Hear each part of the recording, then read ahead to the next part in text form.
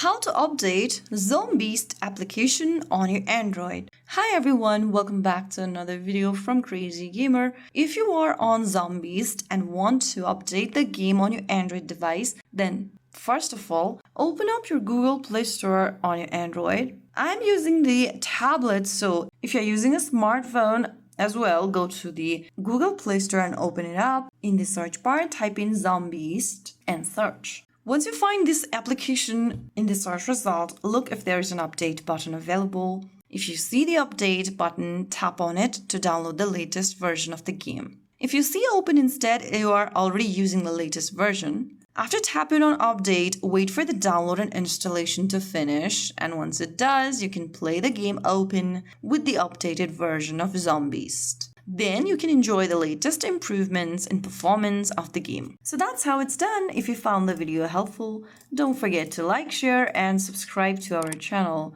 I will see you again in the next video. Thank you for watching.